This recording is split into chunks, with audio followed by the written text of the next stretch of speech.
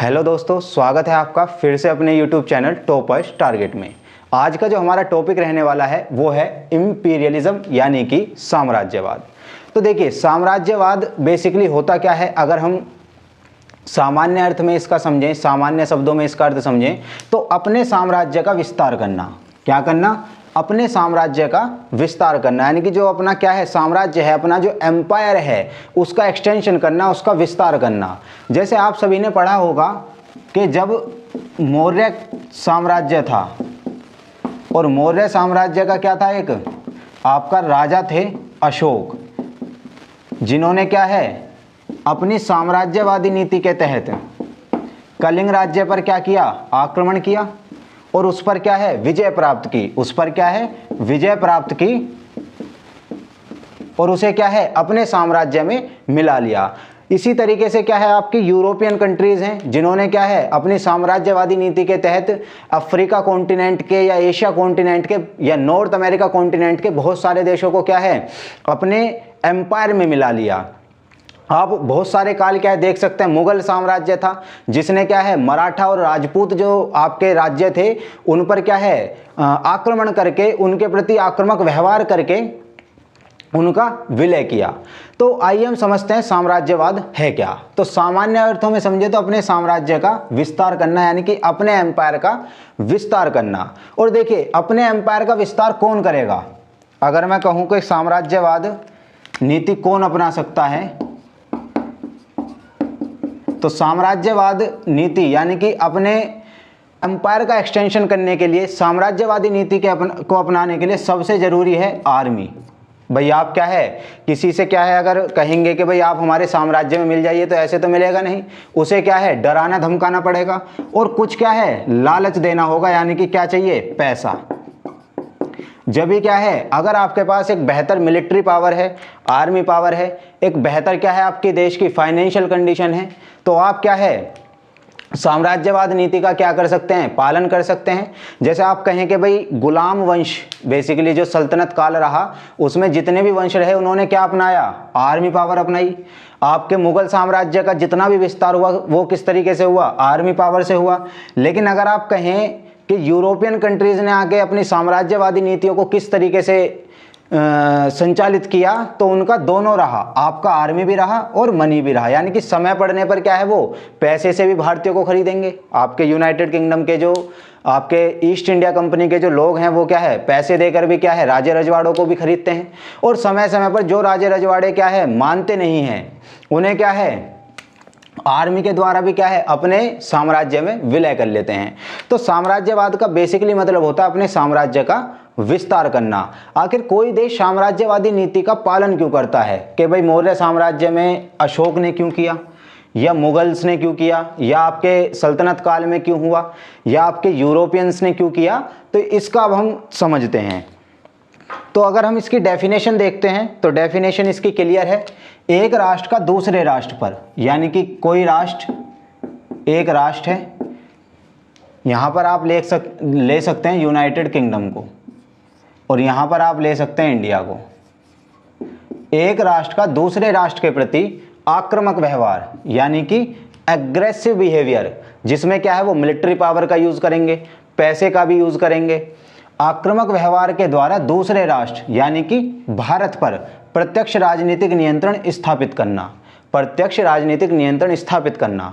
अब यहाँ प्रत्यक्ष राजनीतिक नियंत्रण का मतलब क्या है, यानी कि डायरेक्ट पॉलिटिकल कंट्रोल का मतलब क्या है कि अगर क्या है, देखिए अब मैं इसे एग्जांपल से समझाता हूं। यह है यूनाइटेड किंगडम और यह है आपका इंडिया।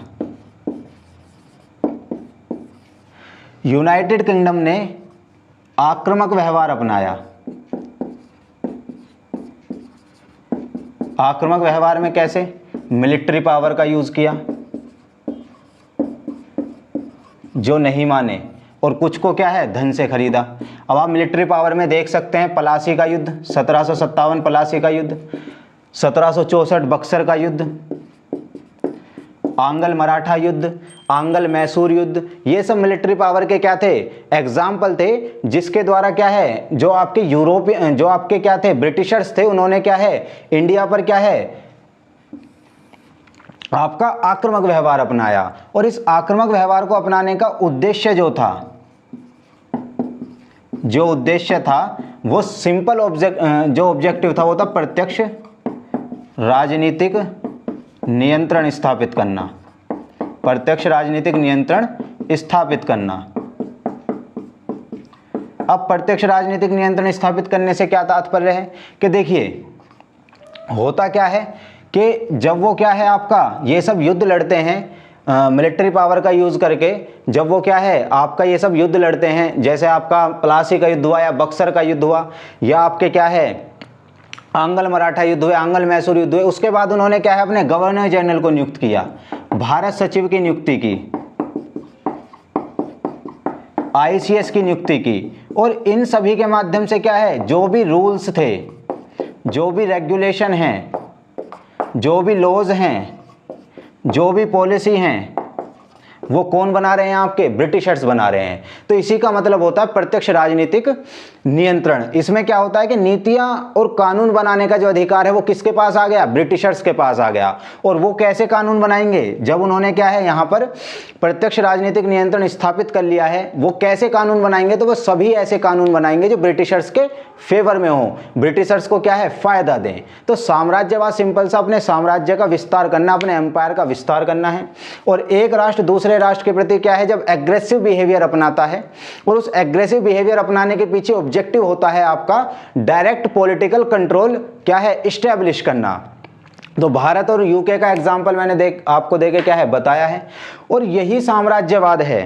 आप इसमें एक बात और समझ लीजिएगा कि यही साम्राज्यवादी नीति जो यूरोपियन कंट्री द्वारा अपनाई गई, फ्रांस ने अपनाई है, डेनमार्क ने अपनाई है, पुर्तगाल ने अपनाई है, आपके जर्मनी ने अपनाई है, आपका यूनाइटेड किंगडम ने अपनाई है। तो यही साम्राज्यवादी नीति बेसिकली क्या है एक बहुत बड़ा कारण बनेगी first and second world war का। क्योंकि साम्राज्यवादी जब क्या है साम्राज्यवादी विचारधारा जब आपस में टकराती है, फ्रांस भी क्या है भारत को अपनी कॉलोनी बनाने की क्या है कोशिश कर रहा है, आपका पुर्तगाल भी बना रहा है, डेनमार्क भी बना रहा है। तो ये आपस में क्या है सभी शक्तियां क्या है आपस में क्या होंगी टकराएंगी। इन सभी की जो सिस्टम होगा वो क्या है आपस में टकराएगा, जो क्या है बेसिकली कारण बनता है first and second world war का। तो ये साम्राज्यवाद क्या है आपको मैंने समझाया है कि एक राष्ट्र जब दूसरे राष्ट्र के प्रति क्या है आक्रामक व्यवहार अपनाए, आक्रामक व्यवहार यानी कि मिलिट्री पावर का यूज करे, पैसे का यूज करे, या कोई अन्य स्रोत भी क्या है वो अपना सकता है कि उसके ट्रेड पे कंट्रोल कर ले, उसके द्वारा दूसरे राष्ट्र पर प्रत्यक्ष राजनीतिक नियंत्रण स्थापित करे। तो प्रत्यक्ष राजनीतिक नियंत्रण यानी कि जो वहाँ की पॉलिसीज हैं, जो वहाँ के लॉज हैं, उन सबको बनाने का काम कौन करेगा, वही दूसरा राष्ट्र करेगा जिनने वो क्या है जो साम्राज्यवादी है यानी कि यूके है। और जब यूके कानून बनाएगा, यूके नीतियां बनाएगा, यूके टैक्स सिस्टम लागू करेगा, वो किसके फेवर में करेगा, यूके के करेगा। और इन्हीं सब से क्या है आप देखेंगे कि भविष्य में किसान विद्रोह होंगे, 1857 का रिवोल्ट होगा, आपके गांधी जी के जितने आंदोलन होते हैं ये सभी उसी के क्या है कारण होते हैं। तो आई होप आपको इंपीरियलिज्म बहुत अच्छे से समझ में आया होगा। धन्यवाद। अगर आपको वीडियो अच्छी लगी है तो चैनल को सब्सक्राइब करें, लाइक करें एंड शेयर करें। धन्यवाद।